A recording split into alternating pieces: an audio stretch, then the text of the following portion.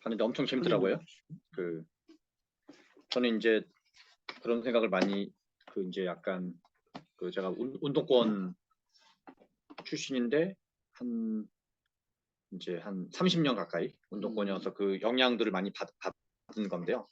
그런 과정을 이제 제가 좋은 불평등이라는 책이 불평등과 경제 성장에 대한 어떤 86 세대스러운 세계관에 대해서 이제 도전장을 던지는 책이고, 이제 다음 세대 진보 정치를 하려면 세대 교체는 나이 교체가 아니라 세계관의 교체다라는 표현을 하는데, 세계관의 교체가 성공을 하려면 세계관이란 말이 뭐냐면 여러 가지 어떤 그거에 대한 레이어들의 연합이 이제 세계관이라고 생각을 해요. 그런데 한국 현대사를 어떻게 생각할 건지, 정치를 어떻게 볼 건지, 정책을 어떻게 볼 건지, 한국 그다음에 미국, 일본, 뭐 중국 이런 나라들을 우리가 어떻게 대할 건지.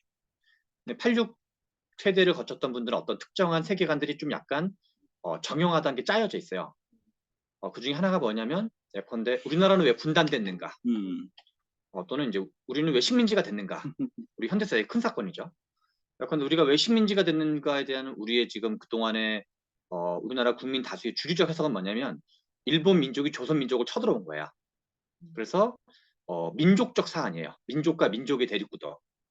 그런데 제가 최근 몇 년간 세계사 공부를 했으니까 지금 역사 공부를 하면서 아시아를 통틀어서 거꾸로 식민지가 안 된 나라가 두 나라밖에 없어요. 이게 태국과 일본이에요. 실제로는 식민지가 되는 게 디폴트였어요. 그럼 질문이 바뀌는 거지. 왜 식민지가 대부분 다 됐는가? 두 번째는 왜 일본과 태국은 안 되는가? 그런 식으로 질문이 바뀌게 되고, 그리고 질문이 바뀌게 되면 또 재밌는 거는 이 아시아의 식민지 중에서 서방의 식민지가 아닌 나라가 또 없어요. 한 나라밖에 없어요.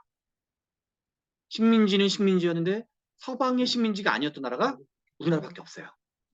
동남아는 전부 다 포르투갈, 네덜란드, 스페인, 영국, 프랑스 등등의 식민지였어요. 그래서 반서방 의식이 엄청 강력해요. 그래서 해방 이후에 반서방 문화, 경제를 수용하지 않아요. 근데 우리나라는 마침 일본의 식민지였어. 그래서 일본 걸 수용하지 않지만 서방 거는 적극 수용을 했어요. 그게 K 컨텐츠의 비결이에요. 그래서 홍콩이 우리 한때 유행했었잖아요. 그 이제 연배가 좀 다를 수 있는데 70년대, 80년대에 이 아시아에서 가장 흥행하던 문화가 홍콩이었거든요. 영화에서. 근데 홍콩 다음으로 흥행하고 있는 게 한국이에요. 두 나라의 공통점이 있어요. 영국의 영향이 있던 나라와 미국의 영향이 있던 나라예요. 그러니까 아시아에 있는 사람들이 세련된 건 뭔가 외국 건데 그놈들 거는 싫은 거야. 그러니까 이제 홍콩과 한국으로 쿠션 쳐가지고 들어오고 있는 거죠. 뭐 그거 말고도 몇 가지가 있겠지만. 그래서 이제 아무튼 이제 그런 제가 이제 근데 아까 전에 이제 우리는 왜 식민지가 됐는가, 우리는 왜 분단됐는가, 우리는 왜 민주주의가 가능했는가, 왜 우리는 경제 그런데 이제 제가 뭐 다음 쯤에 써보고 싶은 제 약간 필생 역작 같은 것 중 하나가 뭐냐면 아무튼 살아있는 동안 죽기 전에 쓰고 싶은 책 중에 하나가 한국 근현대사 150년에 5대 중대 사건이 있었다. 5가지 중대 사건이 있었는데 첫 번째 왜 식민지가 됐는가, 두 번째 왜 3.1운동이 가능했는가. 이 군부 독재 하에서도 뭐 데모하는 게 쉬운 일이 아닌데 어떻게 일제치하에서 그 민족의 대다수가 참여하는, 더군다나 옛날 군부 독재 시대에도 화염병 들고 시위를 했는데 비폭력 평화 시위를 할 생각을 했을까? 맞아가면서 전두환 노태우 때도 화염병과 쇠파이프 들면서 그리고 무장 투쟁을 염두에 뒀었는데 어떻게 3.1운동은 그냥 태극기 하나 달랑 들고 할 생각을 했을까? 훨씬 높은 수준의 결의가 필요한 거거든요. 정신 나간 짓이거나. 두 번째가 3.1운동, 세 번째가 왜 분단됐는가, 네 번째가 왜 우리는 그 세계 최고의 경제 기적을 이뤘는가, 다섯 번째가 아시아 최고의 자유민주주의를 이룰 수 있었는가. 이게 근현대사 150년의 중대 사건 5가지를 생각을 해요. 그러면 우리가 한국 사람을 이해한다는 건 제가 생각에는 최소한 4년제 대학을 나온 사람 이걸 질문에 대해서 답변할 수 있어야 돼요. 근데 이 중에 한 가지도 우리가 답변할 수 있는 사람이 거의 없을 거예요. 이게 이제 최근 아무튼 저의 몇 년간에 이제 그래서 언젠가 요 5 질문을 세계사 맥락에서 한국사를 서술하는 이거를 이제 쓰고 게 죽는 게 이제 저의 그것 중에 하나인데 근데 이제 그런 건 저한테는 이게 다 이제 그런 작업의 연장이기도 해요. 그거의 어떤 디테일들을 채우는 작업인데 80년대 86세대가 가지는 86세대의 지금 민주당을 실은 지배하고 있는 그들의 어떤 정념 또는 멘탈리티 남아 있는 건데 80년대 학생운동은 결국 NL과 PD가 양대 축이었어요. NL은 북한식 모델을 따르는 게 NL이고 소련식 모델을 따르는 게 PD예요. 근데 둘의 공통점은 공산주의적 세계관이에요. 그럼 등등등 기원은 생략하고 그래서 이들이 공유하던 세계관은 뭐가 있냐면 반제 반미론이 있어요. 반제 반일 반미 이제 제국주의론을 보는 그래서 미국을 옛날 우리가 식민지가 된 거와 미국이 지배하던 거를 같은 걸로 보는 거고 아편 전쟁 같은 걸 다 연장으로 보는 거예요. 저도 이제 옛날에 황비용 같은 영화가 이제 황비용 1탄이라든가 그런 게 다 이렇게 홍콩이 영국의 식민지였기 때문에 거기에 반제 정서를 되게 강력하게 다 담고 있는 영화거든요. 그리고 이제 황비용 보면 시리즈 2탄인가 3탄인가에서는 손문의 이제 신의 혁명 얘기가 아예 스토리 핵심이에요. 그런 거 이제 저 보면서도 제국주의 새끼들 막 이러면서 봤었거든요.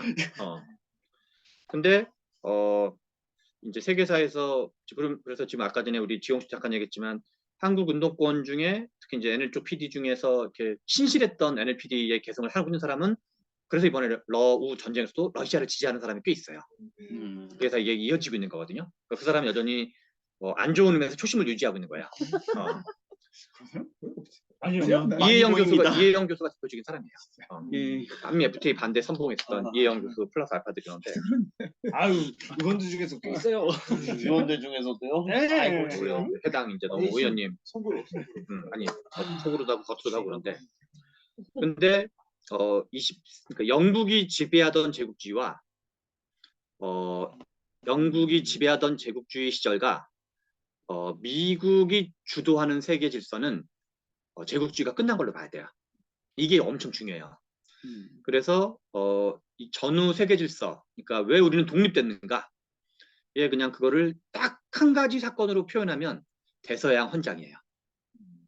여기서 이제 짧게 거론됐는데 대서양 헌장이 핵심 내용이 아까 여기 잠깐 이제 있고 여기도 잠깐 있었고 책에도 있는데 민족 자결, 그러니까 윌슨의 민족 자결이 나온 배경은 윌슨의 민족 자결이 실제로 3.1운동의 배경이었어요. 근데 그거는 또 레닌 때문에 그래요. 레닌의 노선 같은 것 때문에 그걸 방어하기, 그러니까 일종의 영국을 중심으로 했던 그 유럽 제국주의 이게 이제 그러니까 지리상의 발견 이후, 그 다음에 이제 산업혁명 이후, 특히 산업혁명 이후죠. 그러니까 지리상의 그러니까 산업혁명 이전에도 실은 제국주의였던 거지. 다 남미를 초토화시켰던 거니까. 그래서 이 지리상의 발견이 몇 년도 쭉 시켜놨어요? 북아메리카 발견. 아메리카. 1400년대예요. 검색 없이 얘기하죠. 검색 없이. 1492년. 90몇 년? 아니, 우리 80? 92년자가 세 개가 있어요. 1392년은 조선의 건국. 1492년은 아메리카 발견. 1592년은 임진왜란. 92년 다 이제 92년. 그다음에 이제 우리나라에 외우면 좀 똑똑해 보인다. 우리나라 1992년은 이제 김영삼 대통령 당선. 네, 이렇게 됩니다. 이런 거 숫자 이렇게 외우면 바르셀로나 올림픽이 중요한 건 아무튼 외워야 됩니다, 실제로도. 근데 아무튼 그 이후로 1492년이니까 이제 15세기죠, 15세기. 15세기, 16세기, 17세기, 18세기, 19세기가 실제로 유럽의 제국주의였던 걸로 봐야 돼요. 그리고 아시아 중에서 동북아시아에 상륙한 건 언제냐? 아편 전쟁이에요. 그래서 1840년. 그래서 한중일이 그러니까 조선, 청나라, 일본이 다 지각 변동이 그때부터 벌어져요. 1840년부터. 아무튼 그래서 그때까지가 알고 있는 우리 제국주의가 그건 거. 근데 대서양 헌장 이후의 질서는 완전히 다른 세상이 열리는 건데 이제 제 표현으로는 그러니까 예컨대 80년대에 서울대 80년대 학생운동의 주축은 다 서울대였어요. 거의 서울대 학생운동사가 전체 학생운동사의 60% 이상을 차지한다고 보면 돼요. 나머지 그냥 기타 등등인 건데 왜 그 똑똑한 사람은 NL이 됐을까? 왜 북한 모델을 추진했을까? 그리고 홍세화 선생님은 좀 다르지만 아무튼 신영복 선생님을 비롯한 통역당 멤버들, 난민전 멤버들, 김남주, 신영복 다 이제 문화적 영향을 받은 사람인데 왜 대한민국 최고 엘리트 상위 1%였던 엘리트들은 왜 NL과 PD가 됐을까? 그거는 제국주의 어떤 근거가 있었던 거야. 반미 반제. 근데 그 사이에 뭔가 우리가 뭔가 여차저차 바뀐 거예요. 근데 이제 저는 그 기원은 대서양 헌장이었고, 그 다음에 이제 베트남 전쟁을 겪으면서 그러니까 이제 대서양 헌장 이후에 세계 질서가 그 전에 영국 플러스 알파가 유럽이 지배하던 세계 질서는 실제로 일방적인 식민지 제국주의였어요. 그러니까 제국주의와 식민지 관계였고, 전통 제국주의에서 가장 중요한 개념은 주권의 박탈이에요. 가장 중요한 개념, 제 생각엔. 그래서 그 해당 국민이 선출하지 않는 거예요. 근데 그 이후에 이후 질서가 되면서 2차 세계대전을 거치면서 그 1차 세계대전 이후에 실은 그 비유하면 일당 체제가 소련이라는 사회주의 국가와 미국이라는 원래도 그 어떤 별로 식민지를 필요로 하지 않았다. 그리고 거대한 그 자체가 유럽연합 다 합친 인구랑 미국이랑 비슷하고 땅덩어리도 거의 다 비슷해요. 유럽 다 합친 땅덩어리랑 미국 땅덩어리가 거의 비슷하거든요. 그 다이다이 이렇게 놓고 보면. 그래서 이제 하나의 대륙인 거죠. 그래서 유럽 대륙, 이제 소련 제국, 유럽 제국, 미국 제국이 등장을 하면서 비유하면 3당 체제가 되는 거예요. 기존에 1당 체제였다가 그러면서 이게 서로 경쟁을 하면서 소련은 사회주의였기 때문에 유럽과 미국이 포위를 해서 소련을 포위하려고 그랬는데, 왜냐면 사회주의니까. 그리고 노동자 계급을 흔들어 가지고 사회주의 혁명을 하는 게 목표였거든요. 근데 노동자 계급은 자본주의 국가는 다 이렇게 거의 뭐 계급의 절반은 노동자 계급을 봐야 되는 거니까. 그래가지고 소련은 계속 제3세계로 나가려했어요. 제3세계 민족해방운동을 엄청 지원을 했어요. 그러니까 포위를 탈출하기 위해서. 그래서 3.1운동도 마찬가지인데 1919년 1차 세계대전 이후에 전 세계가 다 독립운동이, 그러니까 민족해방운동이 벌어져요. 그러니까 1당 체제가 3당 체제가 되면서 1당 체제가 3당 체제가 되면서 이게 다르네 하면서 이제 어떤 그 뭐 이제 완전 지각 변동이 벌어지는 거죠. 그래서 이제 그러니까 그거를 보면서 미국 그때까지는 여전히 영국이 가장 파워가 있었던 거죠. 근데 이제 2차 세계대전을 거치면서 미국은 고립주의라는 게 실은 별로 관심이 없는 거거든요. 그리고 이제 평화를 원했던 건데, 그래서 이 영국 새끼들이 한들 하니까 이게 괜히 또 터졌다. 대공황도 또 터지고 2차 세계대전 또 터졌다. 영국 새끼들 저것 때문에. 그러니까 씨발 내가 주도해가지고 내가 이걸 휘말리지 않으려면 이 씨앗을 막아야 된다. 그래서 만든 게 UN, 그래서 만든 게 IMF, 그래서 만든 게 브레튼 우드 체제, 그다음 그래서 만든 게 가트 체제, 관세 및 무역에 관한 이게 자유무역, 이제 자유무역이죠. 자유무역 체제. 그리고 그 중에 또 하나가 실은 이거에 깔려 있는 건데 대서양 헌장에서 나오는 독립이에요. 독립. 제국주의 청산하라. 그래서 인도 1차 세계대전은 패전국만 독립이 돼요. 1차 대전에서는. 그래서 원래 3.1운동 때 우리나라는 아예 대상이 아니었어요. 그 일본은 승전국이었기 때문에. 근데 2차 세계대전 이후에는 승전국도 독립을 하게 돼요. 근데 그거는 하고 싶어서가 아니었어요. 미국이 너 이 새끼 안 해? 해가지고 계속 압력을 행사해요. 그래서 인도가 독립하는 것도 영국이 인도를 철수하고 싶어서가 아니에요. 영국은 계속 지배하고 싶었어. 근데 미국이 나가 이 새끼야 라고 계속 압력을 행사하거든요. 그 이집트 시나이 반도를 영국, 프랑스, 이스라엘이 점령하거든요. 그 3차 중동 전쟁이 가면 그럴 때 미국이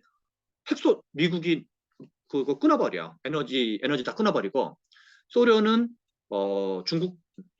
영국과 프랑스한테 소련이 핵무기를 쏜다 그래요. 근데 미국이 안 막아요. 나는 안 막을 거다. 철수해라 새끼야. 그래서 시나이 반도 철수를 해요. 그러니까 그런 식으로 미국은 미국이 원하는 어떤 그 안정, 이것 때문에 제국주의를 반대한 거예요. 그러니까 우리가 그러니까 우리나라 정당제를 생각해도 돼요. 국민의힘 당이 있고 민주당이 있으면 정의당이 자기네 뭘 하고 싶어도 연합이 될 때 그게 되는 거지. 정의당 단독으로 양당을 뚫고 될 수는 없는 거야. 뭐 혁명인 경우만 가능해요. 정의당이 주도하는 군사혁명이 벌어지는 경우, 민중 봉기가 벌어지는 가능하지만 뭔가 이 나머지 모든 경우는 양당이 어느 쪽과 손을 잡는 경우만 가능해요. 그런 것처럼 제3세계가 독립된 거는 이제 미국과 소련 두 나라가 이 질서의 관계에서 독립을 원했기 때문이에요. 그래서 이 어떤 그 뭐 이건 단지 지정학의 문제는 아니지만 이 역관계 속에서 되는 원리는 정당 정치 원리랑 이 세계 질서 원리가 같았고, 그래서 우리나라가 해방 이후에 원래 그 미군정은 그 이제 이승만을 엄청 싫어했어요. 이 새끼 우위 꼴통이어가지고 원래 영운형이라든가 뭐 김기식이라든가 이런 이제 다른 뭐 사람을 하려고 그랬는데 이제 이승만은 약간 강력한 반공주의자였고 미군정 자체가 루즈벨트 주의자들이었어요. 뉴딜주의자들. 근데 그래서 일종의 그래서 이제 그 저걸 하려고 했죠. 이렇게 이제 좌우합작 운동을 한 거거든요. 근데 이게 언제 바뀌냐면 트루먼 독트린 이후에 바뀌는 거예요. 그래서 여기 어디야 그 체코슬로바키아의 군사 구태대적대에 단독 정부가 수립되는 거야. 그러면서 미군정이 이승만과 손을 잡기 시작을 해요. 아, 씨발 좌우합작이면은 공산화되는구나. 그래서 실은 우리가 이제 그동안 그 이제 해방 정국을 국내 문제로만 계속 분석을 했거든요. 뭐 신탁이냐 반탁이냐 뭐 이런 걸 하고 뭐 내지는 뭐 여순 순천 반란 있고 제주 4.3 있고 그런 건데 실은 우리나라 해방 정국의 분석 제일 중요한 건 미군정의 정책 변화예요. 근데 미군정의 정책 변화는 국내적 원인으로 변하지 않아요. 저기 터키 사태, 그리스 사태, 체코슬로바키아의 군사 쿠데타 때문에 실제로 좌우합작한 나라의 대부분은 사회주의화돼요. 그러니까 그게 그리고 80년대 정 맥락에서 이승만은 80년대 학생운동은 전두환의 광주 학살 이후로 전두환을 몰아내는 전두환이 등장한 건 왜 등장했을까? 이건 미국과 조인트되어 있는 거다. 왜냐하면 작전지휘권이 평시 전시가 다 미국이 있었기 때문에. 그래서 전두환을 몰아내려면 미국도 같이 몰아내야 된다 해서 반독재 이론이 반미, 반제, 반자본주의 이론으로 받치게 되고 친북 이론으로 가게 돼요. 왜냐하면 미국을 몰아내면 북한과의 군사적인 협조 없이는 가능하지 않거든요. 그래서 중국과 소련이랑 같은 편을 먹게 돼요. 그 민주화 운동이, 학생 운동이. 근데 이제 아무튼 그 뭐 얘기하다 갑자기 그러더라. 아무튼 그래서 그래서 80년대적인 맥락에서 이승만은 뭐였냐면 80년대 학생운동의 압도적 다류는 사회주의 통일국가를 만드는 거였어요. 그래서 옛날에 우리가 그 학생운동에서는 운동권에서는 무슨 정부라는 표현을 절대 안 써요. 정권이라는 표현을 써요. 이거는 탄생부터를 부정하는 거야. 그러니까 1948년 정부 수립부터를 부정하는 거야. 그래서 왜냐하면 자본주의를 타도하려면 이 체제 전체가 정당성이 없는 체제라는 거예요. 정당성도 없고 정통성도 없고 이건 무도한 권력인 거예요. 그러니까 전두환만 무도한 게 아니라 이 정권 전체가 다 그렇다는 거예요. 그래서 그러니까 이제 그 통으로 이제 그래서 원래 이승만은 그럼 해방 직후에 정치 체제는 세 종류밖에 없어요. 논리적으로 사회주의 통일정부, 자본주의 통일정부, 그다음에 분단정부. 남쪽만이로 자본주의 하는 거.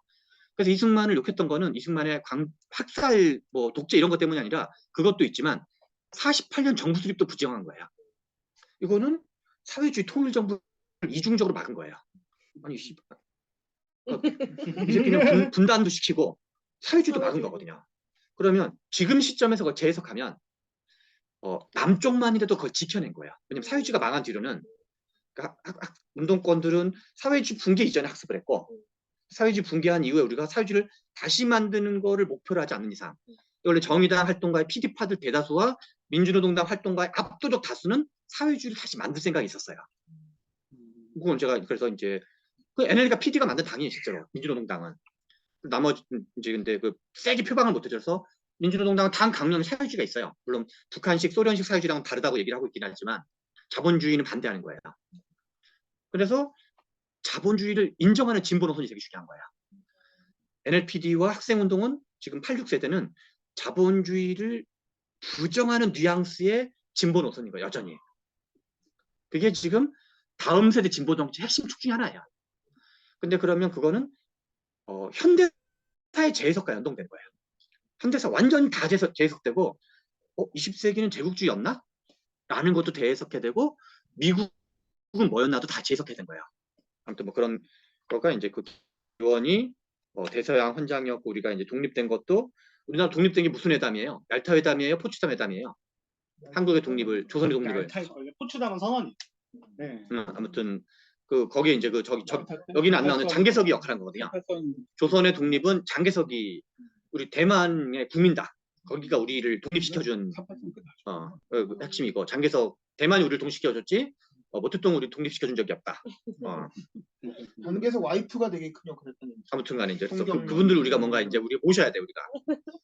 그리고 이제 트루만 독트린이 미군 정책을 바꾸게 됐고 그러면서 이제 한반도에 대한 정책을 바꾸게 되고 이제 그러면서 이제 그 정책이 확 바뀌고 이제 그 바뀌고 됐고 그 다음에 그러면서 그 이후에 이제 이승만이 한미 상호방위 조약을 체결하게 되고 그게 제가 보기엔 이 엄청 외교에서 한국 현대사를 중심으로 외교 세계 외교 한국 현대사를 중심으로 한 세계 외교의 어떤 그 이 외교적 사건을 재배열한다고 지금 거꾸로 우리를 주어 해가지고 그런 게 아까 트루만 독트린 그다음에 이제 에치슨 라인 한국 전쟁을 유발시켰고 닉슨 독트린이 박정희가 중합공을 만들게 된 계기예요. 자주국방이란 말은 거기서 나오게 되고 이제 뭐 등등등. 그래서 이런 식으로 한국의 현대사 전체를 한국의 경제사, 사회운동사, 뭐 정치사, 민주주의사를 이 어떤 이제 그 우리가 그동안은 제가 이제 좋은 불평등도 의도적으로 계속 글로벌 환경 변화를 계속 이제 그 연결시킨 건데 한국 현대사 전체를 약간 이제 경제사도 경제사, 민주주의사, 사회운동사 전체를 이 세계 외교사를 중심으로 다 연동해서 서술하는 거. 이제 그거가 있어야지만 그래야지 그리고 그거가 86세대와 민주당의 다음 세대 진보 정치는 해석이 뭐가 달라지는지 그거를 이렇게 나래비를 쫙 세워서 딱 이제 근데 우리가 그 이제 그러니까 1840년부터 아편 전쟁부터 1840년부터 지금 2023년까지 그리고 한 200년 가까이를 이제 86적 세계관과 이제 그 다음 세대 진보 정치 세계관을 쫙 나래비를 세워야지만 그게 실은 이제 제대로 야, 너 낡은 색깔 꺼져 이 새끼들아 라고 이제 대국민 선전전을 하면서 공개 논쟁을 할 정도가 돼야 되는 거죠. 그런 이상입니다. 네, 수고하셨습니다. 자, 오늘 토론은 여기서 마치겠습니다.